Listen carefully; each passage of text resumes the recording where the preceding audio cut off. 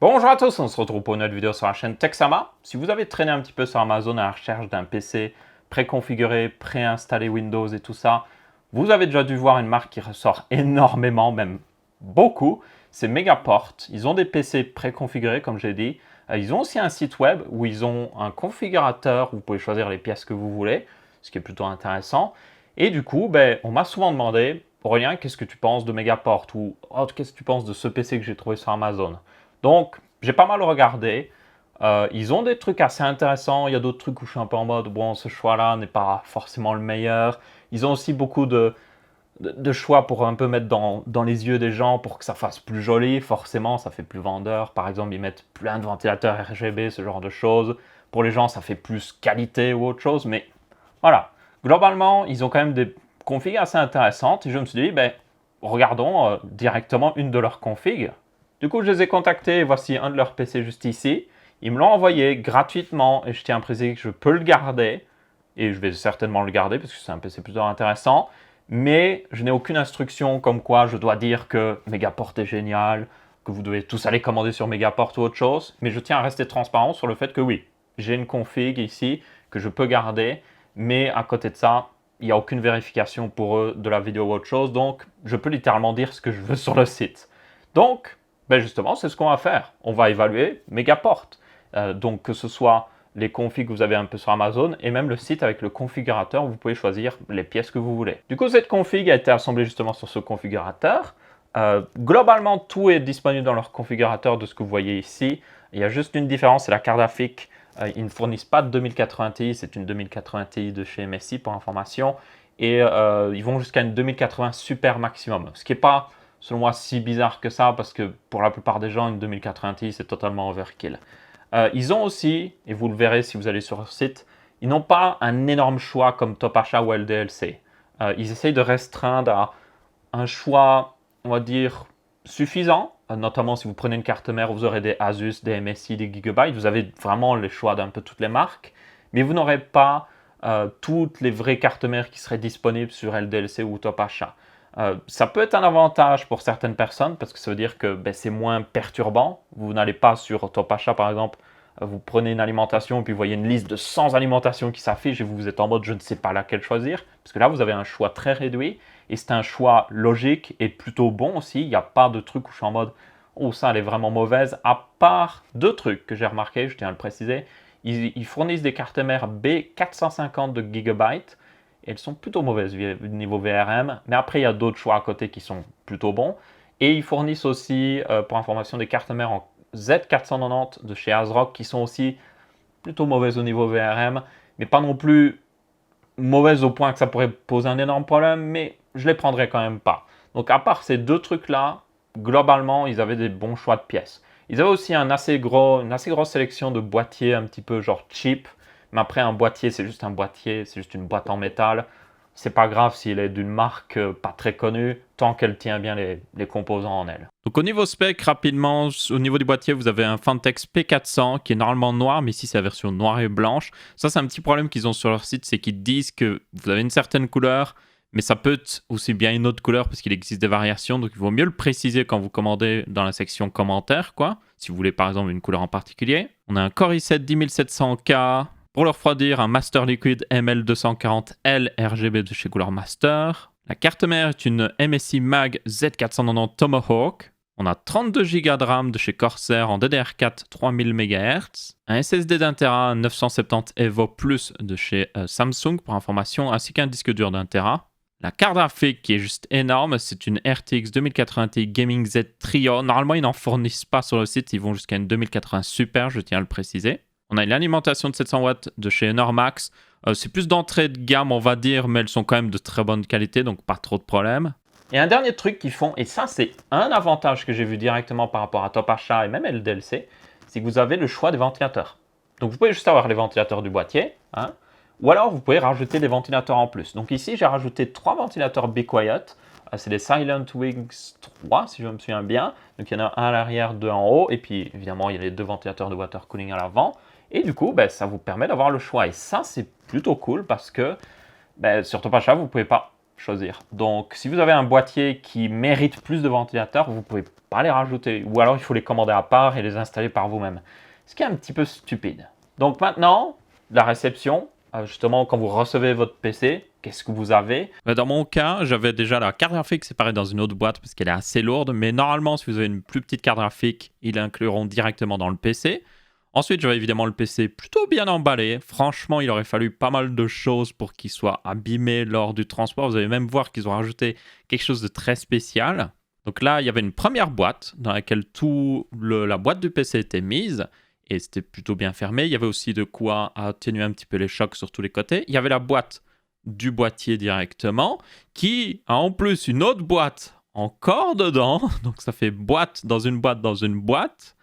Et du coup, là, on commence à voir enfin les accessoires dedans. Donc, il y avait tous les accessoires de tout, par exemple, carte mère et tout ça, les manuels et tout, les petits câbles, les vis et tout ça en tout genre. Donc, ça, c'est important. Et aussi, chose très intéressante, toutes les boîtes de, par exemple, la carte mère étaient mises à plat, étaient sur le côté du boîtier, là où il y a moins de protection. Donc, ça permettait de protéger l'ordinateur. Et en plus, vous gardez les boîtes pour la garantie étendue, par exemple, dans la carte mère qui peut monter jusqu'à 3 ans peut-être. Et puis, finalement, on avait évidemment le PC qui était dans son emballage normalement de protection. Il y avait encore toutes les protections, par exemple, pour le verre trempé par-dessus. Comme ça, je peux les enlever par moi-même. Maintenant, qu'est-ce que ça donne la config à l'intérieur? Parce que même si le site est bien, vous pouvez commander à peu près ce que vous voulez et que l'emballage est bien fait, s'ils ont mal fait le montage, il n'y a pas beaucoup d'intérêt. Donc j'ai regardé vraiment de très près partout. J'ai regardé chaque branchement, voir si ils n'avaient pas fait une petite erreur ici sur le branchement de l'alimentation du CPU par exemple. Tout était nickel. Ils ont même utilisé pas mal de serre-câbles partout pour que les câbles ne bougent pas trop pendant le transport ou autre chose. Ils avaient même fixé une bande LED en bas du boîtier. Personnellement, je ne l'aurais pas mis en bas du boîtier, c'est pour ça que je l'ai relocalisé en haut. Mais globalement, oui, c'était très bien monté, les câbles étaient comme il fallait, où il fallait. C'est pas non plus un boîtier avec énormément d'options au niveau cable management. Donc ils ont fait de leur mieux avec ce boîtier-là. Et franchement, il n'y avait pas à se plaindre.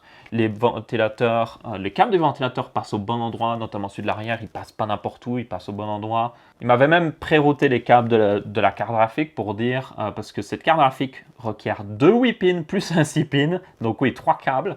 Donc il m'avait pré-routé tout, il me les avait attachés au tube de refroidissement du CPU.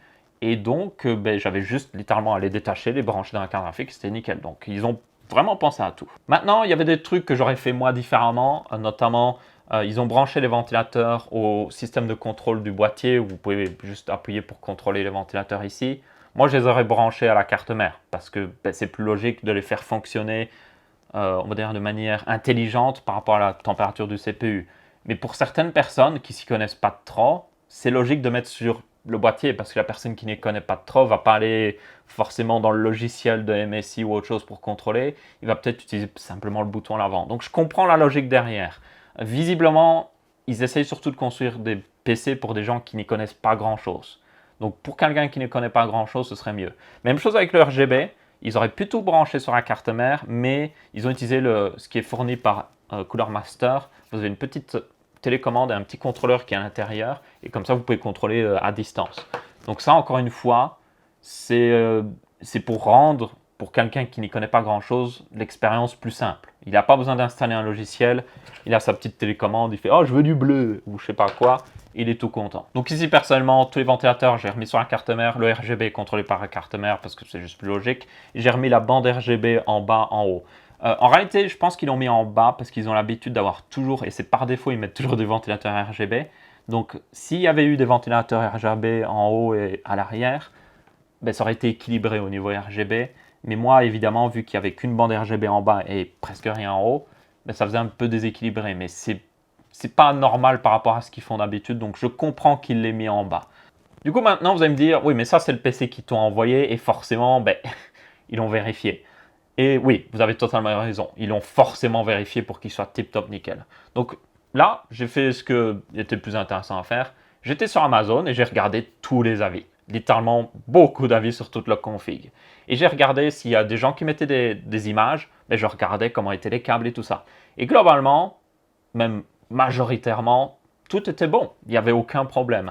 J'ai vu quelques avis négatifs et je me suis dit, ok, ben regardons ce qu'ils disent. Est-ce qu'ils ont eu des problèmes peut-être à cause de l'envoi, des problèmes à cause d'Amazon, ça arrive, ou autre chose. Et globalement, la plupart des avis négatifs que j'ai pu voir, il n'y en avait pas grand-chose. C'était dû au fait qu'ils mettent une image sur Amazon pour représenter le PC. Mais comme des fois, comme j'ai dit, ils n'utilisent pas exactement toujours les mêmes pièces selon les disponibilités, comme le boîtier par exemple, qui peut être noir et blanc ou noir et rouge, le gros des commentaires négatifs, c'était ça. Il y a des gens qui se plaignaient qu'ils n'avaient pas la config qu'ils avaient vue sur l'image. Sauf que, comme d'habitude, selon moi, c'est que vous ne devez pas toujours vous fixer sur une image. Ils mettent les specs dans la description Amazon, et selon la description Amazon, de ce que justement certaines personnes disaient, les specs qu'ils ont eus correspondaient à la description Amazon. Donc visiblement, ils n'ont pas lu la description, ils ont juste regardé l'image et ils s'attendaient exactement à ça. Alors c'est quand même toutefois un problème. Déjà, Megaport devrait mettre sur les photos que c'est non contractuel et que vous pouvez avoir une config légèrement différente. Et surtout, selon moi, ils devraient faire en sorte de toujours prendre des photos de leur config, de tous leurs modèles de config qui vendent sur Amazon pour représenter au mieux. Après, si vous utilisez le configurateur, évidemment, là, ce n'est pas un problème pour vous parce que vous choisissez exactement ce que vous voulez. Bon, à part le boîtier qui peut être de la couleur aléatoire, on va dire. Ok, maintenant, il est temps de parler de plus important, le prix. Est-ce que Megaport est plus intéressant niveau prix par rapport à leurs concurrents directs, Topachat, LDLC? Je parle ici de sites qui vendent des configurations pré-montées ou autre chose pour vous. Si vous êtes du genre à prendre toutes les pièces que vous voulez par vous-même, vous pouvez avoir moins cher en commandant forcément autre part. Mais ici, on parle de config préconfiguré pour les gens. Et du coup, le mieux pour comparer, c'est que j'ai fait la même config sur Topachat et sur le configurateur de Megaport. C'était une config à 1300 € et j'ai eu une différence au final de 30 € par information entre les deux configs. Et c'était Topachat qui était le moins cher. Ce qui est pas si mal, c'est pas trop loin de Topachat. Topachat reste, même si Topachat n'a pas les meilleurs prix, il faut être très honnête, si vous voulez une config prémontée pour vous, il reste parmi les moins chers, à part si vous allez par exemple sur des boutiques spécialisées qui font des configs ou autre chose. Il reste parmi les moins chers. Et donc, c'est pas trop mal. Maintenant, le plus intéressant, et c'est là qu'on en revient justement au fait qu'il soit assez noob-friendly. Si vous prenez le montage PC ainsi que l'installation Windows, vous avez une option où vous n'avez pas forcément besoin de prendre une licence Windows. Donc, ils montent le PC, ils installent Windows, mais ils ne mettent pas de licence Windows dessus. Ça veut dire que vous avez Windows, mais vous devez mettre votre propre clé quand vous recevez le PC. Et du coup, ça vous permet d'acheter Windows par vous-même autre part où il est moins cher, notamment. Parce que sur Topachat, si vous prenez l'installation avec l'installation Windows, ça coûte cher. Parce que vous devez prendre Windows à 130, 140 €. Normalement, Windows ne coûte même pas aussi cher, mais bon. Et donc, ça rajoute un énorme coût. Donc ici, pour quelqu'un qui veut, encore une fois, qui est en mode « je ne veux pas faire le montage par moi-même, je ne veux même pas installer par moi-même Windows », mettre juste la clé Windows dans les paramètres Windows, c'est hyper simple et ça lui permettrait d'économiser énormément. Donc là, il y a un énorme avantage. Donc encore une fois, on voit ce truc où il vise vraiment un public qui n'y connaît pas forcément grand-chose ou qui peut y connaître avec le configurateur notamment, mais qui veut quelque chose de déjà fait pour eux. Et pour moi, c'est assez intéressant parce que tout le monde n'est pas un expert en informatique. Je fais ces vidéos-là pour aider les gens justement à se débrouiller mieux. Mais c'est cool d'avoir des options où on peut vous prendre par la main et vous faire une bonne config et tout est bien fait comme il faut. Donc c'est pas mal. Maintenant, encore une fois, si vous achetez des pièces par vous-même sur tous les sites où c'est les moins chers, vous ferez une config pour moins cher. Forcément. Ils doivent prendre une part quelque part déjà. Si vous prenez que des pièces sur Amazon, Amazon c'est toujours la guerre du prix le plus bas. Forcément ce sera moins cher.